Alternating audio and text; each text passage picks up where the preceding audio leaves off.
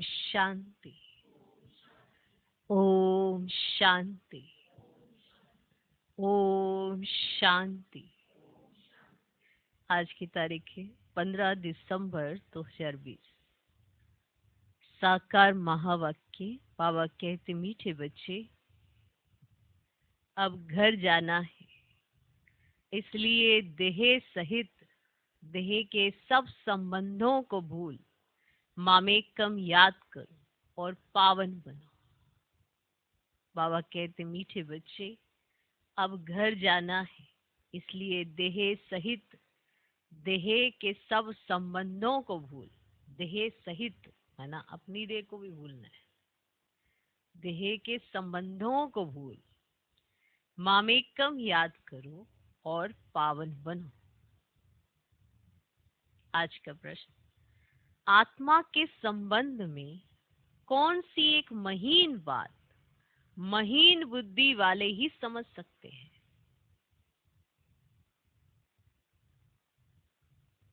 आत्मा के संबंध में कौन सी एक महीन बात महीन बुद्धि वाले ही समझ सकते हैं?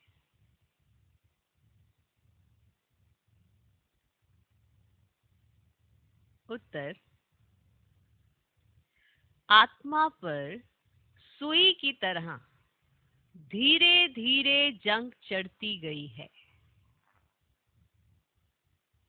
आत्मा पर सुई की तरह धीरे धीरे जंग माना कट चढ़ती गई है। वह याद में रहने से उतरती जाएगी। वह याद में रहने से उतरती जाएगी। जब जंग उतरे अर्थात आत्मा तमोप्रधान से सतोप्रधान बने, तब बाप की खींच हो। जब जंग उतरे अर्थात आत्मा तमोप्रधान से सतोप्रधान बने, तब बाप की खींच हो और वह बाप के साथ वापस जा सके।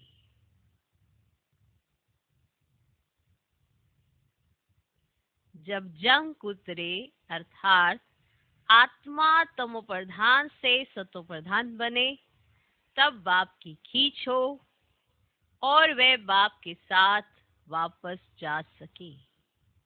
दूसरा, जितना जंग उतरती जाएगी उतना दूसरों को समझाने में खींचेंगे।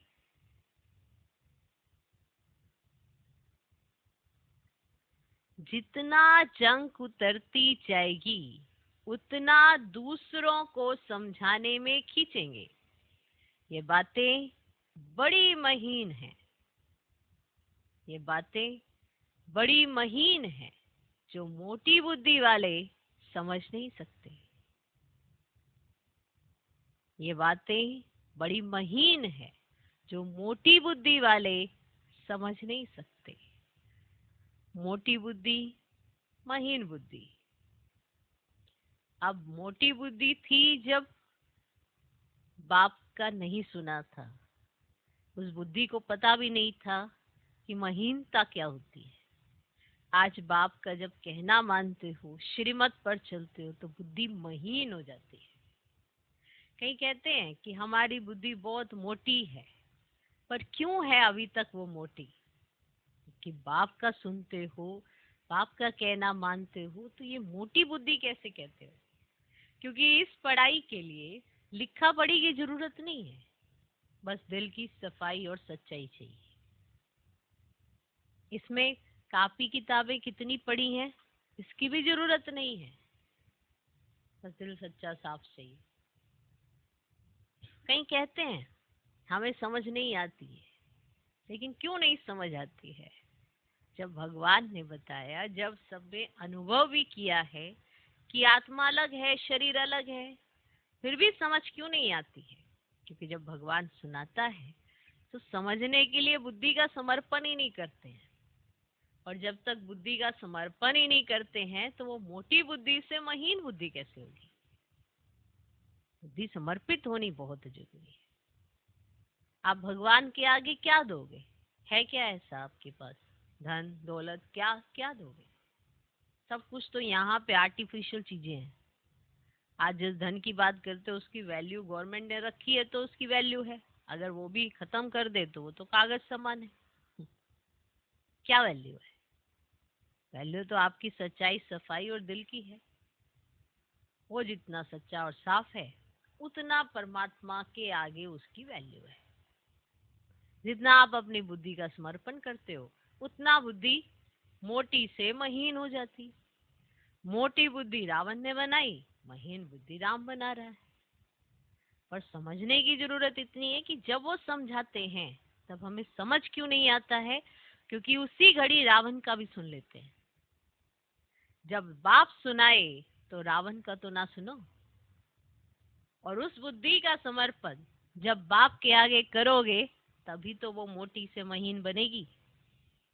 ऐसे कोई पिट पिट के तो महीन नहीं होती है कि कोई चीज है मोटी है उसको पिटते जाएंगे तो महीन हो जाएगी, है ना। हर बात की समझ आना। तो जब बुद्धि का समर्पण करोगे तो हर बात की समझ आने लगेगी। याद रखना, इसके लिए कोई लिखा पढ़ी की जरूरत नहीं होती कि आप कितना पढ़े लिखे हो कितना नहीं पढ़े हो। सिर्फ दिल से बाबा के आगे समर्पण कर दो। ये कहो कि जो बाबा कहते हैं वही सत्य है और वही यथार्थ है। बस उसके बाद बुद्धि महीन हो जाती है। अगर भगवान कुछ कहे आप कुछ सोचे दुनियादारी के हिसाब से तो बुद्धि कैसे महीन होगी? क्योंकि भगवान जो सुनाते हैं वो महीन से महीन बातें हैं। ओके, तो जंग लगी है, उतरेगी, खींच होगी, साथ चलेंगे। जंग लग गई है देह की, देहधारियों की, इससे जुड़ी इस दुनिया की। इसलिए धीरे धीरे जंग लगी, अब याद में उसे टिप कर दो, जंग उतर जाएगी और कशिश होने लगेगी परमात्मा की। अब ये सारी महीन बातें हैं जो मोटी बुद्धि वाले समझ नहीं सकते। जिनकी बुद्धि में कोई और रहता है एक बाप के सिवाय तो वो है मोटी बुद्धि। और जिनकी बुद्धि में एक बाप के सिवाय कोई नहीं रहता वो क्या है? महीन बुद्धि। तो ये बात है आत्मा और शरीर। कई कहते हैं कि हम इस कंट्रास्ट को नहीं समझ पाते। तो समझने के लिए आप किसी का जब कोई शरीर छूटता है ना तो वहां देख लो। शरीर तो पूरा होता है, बस वो एक मेन चीज निकल जाती है। और वो जो मेन चीज निकलती है वैल्यू तो उसी की होती है, वो है आत्मा। अब जब शरीर छूटता है तब सबको सब पता चलता है। उस समय सबकी महीन बुद्धि हो जाती है। फिर जैसे ही वहां से सब कुछ करके वापस आते फिर से मोटी बुद्धि हो जाती है। फिर से देधारी, वही बातें, वही सब कुछ। और जब किसी का शरीर छूटता है तो कहते हैं अरे बॉडी तो यही है, वो क्या चीज थी जो हमसे बात करती थी? वो चेतना क्या थी? वो आत्मा थी, वो चली जाती। तो ये बातें बड़ी महीन है जो मोटी बुद्धि वाले समझ नहीं सकते। और ये मान लेना कि मैं मोटी बुद्धि हूँ इसलिए मुझे समझ नहीं आती, ये भी दुर्भाग्य की निशानी है। सिर्फ बुद्धि का समर्पण करो और सबको समझ जाओ। जब दीन दुनिया की बातें समझ जाते हो, हैं, लोकचार ये वो, ये समझ में आ जाता है, उसके लिए तो लिखा पढ़ी नहीं करता कोई। तो भगवान की बात समझने के लिए क्यों कहते हैं यार हमें समझ नहीं आती? ऐसा कह के अपने ऊपर एक और लगा लेते हैं कि शायद भगवान की बातें कुछ अलग ही कोई और भाषा की है क्या? आपकी दुनिया की ही है, वही बातें तो समझा रहे हैं। आत्मा और परमात्मा की जो बात है वो तो आत्मा जाने परमात्मा जाने, लेकिन उसको समझने के लिए लिखा पढ़ी की जरूरत नहीं पड़ती या पढ़े लिखे होने की जरूरत नहीं पड़ती, बल्कि सच्चाई, सफाई और बुद्धि के समर्पण की जरूरत पड़ती है। तो मोटी बुद्धि से महीन बुद्धि हो जाते हैं। ठीक, अच्छा। ओम शांति। भगवान उवाच। अब बुद्धि में कौन आया? वे जो गीता पाठशालाएं आदि हैं उन्हों को तो भगवान उवाच कहने से श्री कृष्ण ही बुद्धि में आएगा। बाकी गीता पाठशालाएं हैं, वहां पे जब वो कहेंगे भगवान उवाच, तो उनकी बुद्धि में क्या आएगा? किसका चित्र आएगा? श्री कृष्ण आएगा ना। यहाँ तुम बच्चों को तो ऊंचते ऊंच बाप याद आएगा।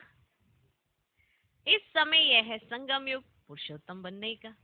बाप बच्चों को बैठ समझाते हैं कि देह सहित देह के सब संबंध तोड़ अपने को आत्मा समझो। ये बहुत जरूरी बात है जो इस संगम युग पर ही बाप समझाते हैं। आत्मा ही पतित बनी है, फिर आत्मा को पावन बन घर जाना है। पतित पावन को याद करते आए हैं, परंतु जानते कुछ नहीं। भारतवासी बिल्कुल ही घोर अंधियारे में। भक्ति है रात, ज्ञान है दिन। रात में अंधियारा, दिन में रोशनी होती है। दिन है सतयुग और रात है कलयुग। अभी तुम कलयुग में हो, सतयुग में जाना है। पावन दुनिया में पतित का क्वेश्चन ही नहीं। जब पतित होते हैं तो पावन होने का क्वेश्चन ही उठता है। देखो, पावन दुनिया है तो पतित होने का क्वेश्चन नहीं होता, लेकिन जब पतित दुनिया होती है तो पावन होने का क्वेश्चन उठता है। जी, तभी तो कहते हैं पतित पावन ना हो। जब पतित होते हैं तो पावन होने का क्वेश्चन उठता है। जब पावन है तो पतित दुनिया याद ही नहीं। अभी पतित दुनिया है तो पावन दुनिया याद पड़ती है। तो जब पतित है तो पावन होने का क्वेश्चन उठता है। क्लियर? पतित दुनिया पिछाड़ी का भाग है, पावन दुनिया है पहला भाग। वहां कोई पतित हो ना सके। कहा? पावन दुनिया में। जो पावन थे फिर पतित बने हैं। 84 जन्म भी उन्हों के समझाए जाते हैं। ये बड़ी हुई बातें समझने की है। आधा कलप भक्ति की है, वह इतना जल्दी छूट ना सके। मनुष्य बिल्कुल ही घोर अंधियारे में है। अब कई कहते इसीलिए तो छूट नहीं पा रही भक्ति। समझ नहीं पा रहे हो, इसीलिए छूट नहीं पा रही है। ये तो भगवान है ना, आपको बता रहे हैं कि हिरे हुए हो उस भक्ति मार्ग में, इसीलिए जल्दी से वो पॉइंट अडॉप्ट नहीं कर पा रहे हो, क्योंकि ना तो देह भूल पा रहे हो ना देहधारी भूल पा रहे हो। इसलिए वो पॉइंट भी अडॉप्ट नहीं कर पाते, इसलिए भक्ति छूट नहीं पाती। क्लियर? क्लियर? मनुष्य बिल्कुल ही घोर अंधियारे में है। कोटों में कोई निकलते हैं, मुश्किल कोई की बुद्धि में बैठेगा। मुख्य बात तो बाप कहते देह के सब संबंध भूल माम एकम याद करो। ये जो संबंध है ना, जब बुद्धि से भूलने होते हैं तब जाके याद आती है। आत्मा ही पतित बनी है, उनको पावन बनना है। ये समझाने भी बाप ही देते हैं, क्योंकि ये बाप प्रिंसिपल, सोनार, डॉक्टर, बैरिस्टर सब कुछ है। ये नाम वहां रहेंगे नहीं, वहां ये पढ़ाई भी नहीं रहेगी। यहाँ पढ़ते हैं नौकरी करने के लिए।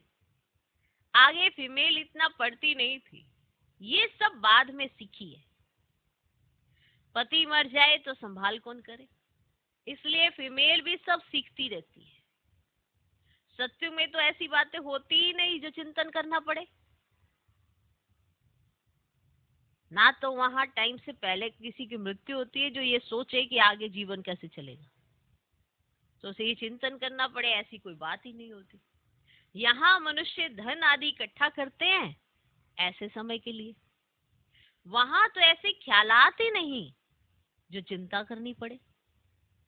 बाप तुम बच्चों को कितना धनवान बना देते हैं। स्वर्ग में बहुत खजाना रहता है, माना आपको नौकरी करने की जरूरत थोड़ा होती है, क्योंकि धन कमाने के लिए व्यक्ति नौकरी करता है। तो इतना धन होता है कि नौकरी करने की जरूरत ही नहीं होती। वहां इतना खजाना रहता है, हीरे जवाहरातों की खानियां सब भरपूर हो जाती है। यहाँ बंजर जमीन हो जाती है तो वह ताकत नहीं रहती। वहां के फूलों और यहाँ के फूलों आदि में रात दिन का फर्क है। यहाँ तो सब चीजों से ताकत ही निकल गई है। भल कितना भी अमेरिका आदि से बीज ले आते हैं, परंतु ताकत निकलती जाती है। धरनी ऐसी है जिसमें जास्ती मेहनत करनी पड़ती है। वहां तो हर चीज सतो प्रधान होती है, प्रकृति भी सतो प्रधान, तो सब कुछ सतो प्रधान होता है। या तो सब चीजें तमो प्रधान है, कोई चीज में ताकत नहीं रही है। ये फर्क भी तुम समझते हो? जब सतो प्रधान चीजें देखते हो, वे तो ध्यान में ही देखते हो, वहां के फूल आदि कितने अच्छे होते हैं। हो सकता है वहां का अनाज आदि सब तुमको देखने में आए, मतलब दिखाई पड़े, बुद्धि से समझ सकते हैं वहां की हर चीज में कितनी ताकत रहती है। नई दुनिया किसकी बुद्धि में आती ही नहीं। इस पुरानी दुनिया की तो बात मत पूछो, गपोड़ा भी बहुत लंबा चौड़ा लगाते हैं। तो मनुष्य बिल्कुल अंधियारे में सो गए। तुम बताते हो बाकी थोड़ा समय है, तो तुम्हारे पर कोई हंसी भी करते हैं। रियलिटी में तो वे समझते हैं जो अपने को ब्राह्मण समझते हैं। ये नई भाषा रूहानी पढ़ाई है ना। जब तक स्पिरिचुअल फादर ना आए कोई समझ ना सके। स्पिरिचुअल फादर को तुम बच्चे जान दो, वो लोग जाकर योग आदि सिखाते हैं, परंतु उन्हों को सिखलाया किसने? ऐसे तो नहीं कहेंगे स्पिरिचुअल फादर ने सिखाया। बाप तो सिखलाते ही रूहानी बच्चों को है। तुम संगम युगी ब्राह्मण ही समझते हो। ब्राह्मण बनेंगे भी वे जो आदि सनातन देवी देवता धर्म के होंगे। ब्राह्मण तुम कितने थोड़े हो। दुनिया में तो किस्म किस्म की अथाह जातियां हैं। एक किताब जरूर होगा जिससे पता लगेगा कि दुनिया में कितने धर्म, कितनी भाषाएं हैं। तुम जानते हो ये सब नहीं रहेंगे। सत्युग में तो एक धर्म, एक भाषा ही थी। सृष्टि चक्र को तुमने जाना है तो भाषाओं को भी जान सकते हो कि ये सब रहेंगे नहीं। इतने सब शांति धाम चले जाएंगे। यह सृष्टि का ज्ञान अभी तुम बच्चों को मिला है, तुम मनुष्यों को समझाते हो, फिर भी समझते थोड़े ही हैं। कोई बड़े आदमियों कुछ ओपनिंग भी इसलिए ही तो कराते हैं क्योंकि नाम इगरा में आवाज फैलेगा, वाह प्रेसिडेंट प्राइम मिनिस्टर ने ओपनिंग की। ये बाबा जाए तो मनुष्य थोड़े ही समझेंगे परम पिता परमात्मा ने ओपनिंग की, मानेंगे ही नहीं। कोई बड़ा आदमी कमिश्नर आदि आएगा तो उनके पीछे और भी भागेंगे, इनके पीछे तो कोई नहीं भागेगा। अभी तुम ब्राह्मण बच्चे तो बहुत थोड़े हो, जब मेजोरिटी होंगे तब समझेंगे। अभी अगर समझ जाए तो बाप के पास भागे। एक ने बच्ची को कहा था कि जिसने तुमको यह सिखाया हम डायरेक्ट क्यों ना उनके पास जाए। तो किसी ने बच्ची से ये कहा कि जिसने तुमको ये सब सिखाया है तो हम क्यों ना डायरेक्ट उनके पास जाए। परंतु सुई पर कट लगी हुई है तो चुंबक की कशिश कैसे हो। कट जब पूरी निकले तब चुंबक को पकड़ सके। सुई का एक कोना भी कट चढ़ी हुई होगी ना तो इतना खींचेगी नहीं। सारी कट उतर जाए वह तो पिछाड़ी में जब ऐसे बनेंगे ना फिर तो बाप के साथ वापस जाएंगे। अभी तो फुरना है कि हम तमो प्रधान है, कट चढ़ी हुई है। जितना याद करेंगे उतना कट साफ होती जाएगी। आहिस्ते आहिस्ते कट निकलती जाएगी। कट चढ़ी भी आहिस्ते आहिस्ते है ना, फिर उतरेगी वैसे। जैसे कट चढ़ी है वैसे साफ होनी है, तो उसके लिए बाप को याद भी करना है। अब याद से कोई जास्ती कट उतरी है, कोई की कब। जितना जास्ती कट उतरी हुई होगी उतना वे दूसरे को समझाने में खींचेंगे। ये बड़ी महीन बातें हैं, मोटी बुद्धि वाले समझ ना सके। तुम जानते हो राजा स्थापन हो रही है, समझाने के लिए भी दिन प्रतिदिन युक्तियां निकलती रहती हैं। आगे थोड़ी पता था कि प्रदर्शनियां, म्यूजियम आदि बनाएंगे। आगे चल हो सकता है और कुछ निकले। अभी टाइम तो पड़ा है, स्थापना होनी है, हार्ट फेल भी नहीं होना है। कर्मेंद्रियों को वश नहीं कर सकते तो गिर पड़ते हैं। विकार में गए तो फिर सुई पर बहुत कट लग जाएगी। विकार से जास्ती कट चढ़ती जाएगी। सत्युग त्रेता में बिल्कुल थोड़ी, फिर आधा कल्प में जल्दी जल्दी कट चढ़ती है, नीचे गिर पड़ते हैं। इसीलिए निर्विकारी और विकारी गाया जाता है। अब वाइसलेस देवताओं की निशानी है ना। बाप कहते हैं देवी देवता धर्म प्राय लोप हो गया है। निशानियां तो है ना, है ना। अब सबसे अच्छी निशानी तो यह चित्र है। तुम यह लक्ष्मी नारायण का चित्र उठाए परिक्रमा दे सकते हो, क्योंकि तुम यह बनते हो ना। राम राज्य का विनाश, राम राज्य की स्थापना होती है। ये राम राज्य है, ये रावण राज्य है, और ये है संगम। अब ढेर की ढेर पॉइंट्स है। अब डॉक्टर लोगों की बुद्धि में कितनी दवाइयां याद रहती हैं। अब बैरिस्टर की बुद्धि में भी अनेक प्रकार की पॉइंट्स हैं। ढेर टॉपिक्स का तो बहुत अच्छा किताब बन सकता है। फिर जब भाषण पर जाओ तो पॉइंट्स नजर से निकालो। शुरू बुद्धि वाले झट देख लेंगे। पहले तो लिखना चाहिए, हम ऐसे ऐसे समझाएंगे। अब भाषण करने के बाद भी याद आता है ना, ऐसे समझाते थे तो अच्छा था। ये पॉइंट्स औरों को समझाने से बुद्धि में बैठेगी। अब टॉपिक्स की लिस्ट बनी हुई हो, फिर एक टॉपिक उठाए, अंदर में भाषण करना चाहिए या लिखना चाहिए। फिर देखना चाहिए सब पॉइंट्स लिखी हैं। जितना माथा मारेंगे उतना अच्छा। बाप तो समझते हैं ना ये अच्छा सर्जन है, इनकी बुद्धि में बहुत पॉइंट्स है। भरपूर हो जाएंगे तो सर्विस बगैर मजा ही नहीं आएगा। तुम प्रदर्शन करते हो, कहाँ से 2 4, कहाँ से 6 8 निकलते हैं, कहाँ तो एक भी नहीं निकलता है। हजारों ने देखा, निकले कितने थोड़े। इसलिए अभी बड़े बड़े चित्र भी बनाते रहते हैं। तुम होशियार होते जाते हो। बड़े बड़े आदमियों का क्या हाल है वह भी तुम देखते हो। बाबा ने समझाया जांच करनी है, किसको यह नॉलेज देनी चाहिए, ये भी तुम्हें जांच करनी है। किसको यह नॉलेज देनी चाहिए, रग देखनी चाहिए कि जो मेरे भक्त हो। अब गीता वालों को मुख्य एक बात ही समझाओ, भगवान ऊंचते ऊंच कोई कहा जाता है, अब वह है निराकार। कोई भी देहधारी मनुष्य को भगवान तो नहीं कह सकते ना। तुम बच्चों को तो अभी सारी समझ आई है। सन्यासी भी घर का सन्यास कर भागते हैं, कोई ब्रह्मचारी ही चले जाते हैं। फिर दूसरे जन्म में भी ऐसे होता है। जन्म तो जरूर माता के गर्भ से ही लेते हैं। जब तक शादी नहीं की है तो बंधन मुक्त है। इतने कोई संबंध याद नहीं रहेंगे। शादी नहीं की है तो इतने सब संबंध याद नहीं आएंगे। अब शादी की तो फिर तो संबंध ही याद आएंगे। टाइम लगता है, जल्दी बंधन मुक्त तो नहीं होते। अपनी जीवन कहानी का मालूम तो सबको रहता है। अब सन्यासी समझते होंगे पहले हम गृहस्थी थे फिर सन्यास किया। तुम्हारा ये बड़ा सन्यास, इसीलिए मेहनत होती है। और वे सन्यासी तो भूत लगाते, बाल उतारते, वेश बदलते। तुम्हें तो ऐसा करने की कोई दरकार ही नहीं है। ये तो ड्रेस बदलने की भी बात नहीं, तुम सफेद साड़ी नहीं पहनो तो भी हट जाना ही। ये तो बुद्धि का ज्ञान है। हम आत्मा है, बाप को याद करना है। इससे कट निकलेगी और हम सतो प्रधान बन जाएंगे। वापिस तो सबको जाना है। कोई योग बल से पावन बन जाएंगे, कोई सजा खा कर बनेंगे। तुम बच्चों को जंक उतारने की भी मेहनत करनी पड़ती है। इसीलिए इसको योग अग्नि भी कहते हैं। अब अग्नि से पाप भस्म होते हैं, तुम पवित्र हो जाएंगे।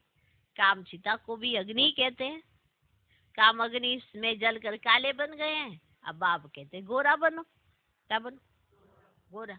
ये बातें तो ब्राह्मणों के सिवाय कोई की बुद्धि में बैठ नहीं सकती। ये बातें ही नहीं आ रही।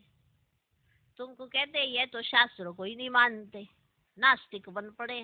बोलो, शास्त्र तो हम पढ़ते थे, फिर बाप ने ज्ञान दिया है ना। हमने इतने शास्त्र पढ़े तो ज्ञान मिल गया। ज्ञान से सदगति होती है।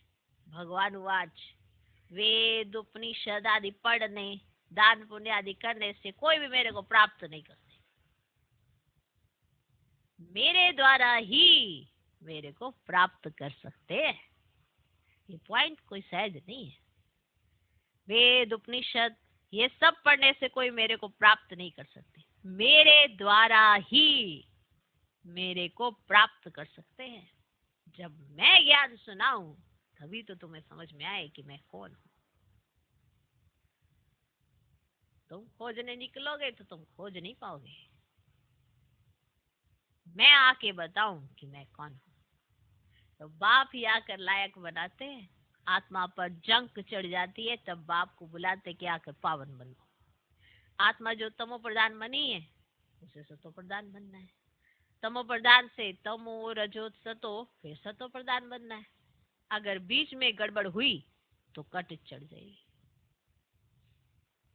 बाप हमको इतना ऊंच बनाते हैं तो वह खुशी रहनी चाहिए ना।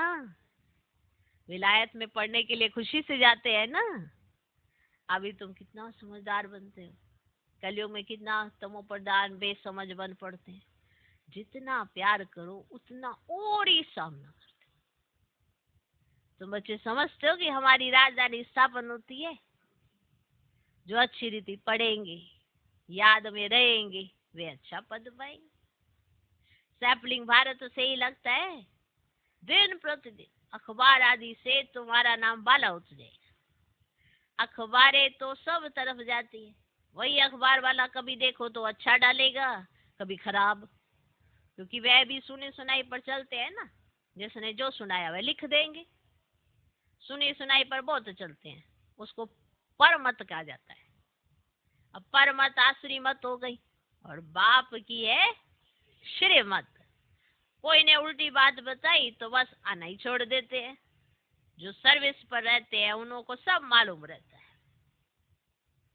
आएंगे, सेवा करेंगे तो सब पता रहता है ना। अब किसी ने कुछ कहा तो वो सुनेंगे और फिर आना छोड़ देंगे। तो सुनी सुनाई पर चले ना तो पर मत पर चलते हैं। लेकिन सर्विस पर रहेंगे तो सब पता रहता है उनको। अब यहाँ तुम जो भी सेवा करते हो यह तुम्हारी नंबर 1 सेवा। यहाँ तुम सेवा करते हो वहाँ फल मिलता है। कर्तव्य तो यहाँ बाप के साथ करते हो ना। अच्छा, मीठे मीठे सिकिल दे बच्चों का माता पिता बाप दादा का याद प्यार और गुड मॉर्निंग। रूहानी बाप की रूहानी बच्चों को नमस्ते। हम रूहानी बच्चों की भी रूहानी बाप को नमस्ते नमस्ते नमस्ते। Good morning good morning good morning. धारणा के लिए मुख्य सार। पहला पॉइंट, आत्मा रूपी सुई पर जंक चढ़ी है। आत्मा रूपी सुई पर जंक चढ़ी है, उसे योग बल से उतार। सतो प्रधान बनने की मेहनत करनी है। उसे योग बल से उतार, सतो प्रधान बनने की मेहनत करनी है। कभी भी सुनी सुनाई बातों पर चलकर पढ़ाई नहीं छोड़नी है। कभी भी सुनी सुनाई बातों पर चलकर पढ़ाई नहीं छोड़नी है। आत्मा रूपी सुई पर जंक चढ़ी है, उसे योग बल से उतार, सतो प्रधान बनने की मेहनत करनी है। कभी भी सुनी सुनाई बातों पर चलकर पढ़ाई नहीं छोड़नी है। दूसरा पॉइंट, बुद्धि को ज्ञान की पॉइंट से भरपूर रख सर्विस करनी है। बुद्धि को ज्ञान की पॉइंट से भरपूर रख सर्विस करनी है। रग देखकर ज्ञान देना है। रग देखकर ज्ञान देना है। बहुत शुरुड़ बुद्धि बनना है, माना तीक्ष्ण बुद्धि। बहुत शुरुड़ बुद्धि बनना है, माना तीक्ष्ण बुद्धि, माना तेज। कोई सोचे मेरी बुद्धि ऐसी है, ऐसा नहीं होता। बुद्धि का समर्पण कर दो, बाबा उससे शुरुड़ बुद्धि बना देगा। बुद्धि को ज्ञान की पॉइंट से भरपूर रख सर्विस करनी है। रग देख कर ज्ञान देना है, बहुत शुरुड़ बुद्धि बनना है। अगर अपनी बुद्धि के लिए मेहनत करोगे तो बहुत अच्छी हो जाती है। आज का वरदान, आदि और अनादि स्वरूप की स्मृति द्वारा अपने निजी स्वधर्म को अपनाने वाले पवित्र और योगी भव। आदि और अनादि स्वरूप की स्मृति द्वारा अपने निजी स्वधर्म को अपनाने वाले पवित्र और योगी भव। आदि और अनादि स्वरूप की स्मृति द्वारा अपने निजी स्वधर्म को अपनाने वाले पवित्र और योगी भव। ब्राह्मणों का निजी स्वधर्म पवित्रता है, अपवित्रता पर धर्म है। जिस पवित्रता को अपनाना लोग मुश्किल समझते हैं, वे आप बच्चों के लिए अति सहज है, क्योंकि स्मृति आई कि हमारा वास्तविक आत्मिक स्वरूप सदा पवित्र है। अनादि स्वरूप पवित्र आत्मा है और आदि स्वरूप पवित्र देवता है। अभी का अंतिम जन्म भी पवित्र ब्राह्मण जीवन है, इसलिए पवित्रता ही ब्राह्मण जीवन की पर्सनैलिटी है। जो पवित्र है वही योगी है। आज का स्लोगन, सहज योगी कहकर अलबेलापन नहीं लाओ, शक्ति रूप बनो।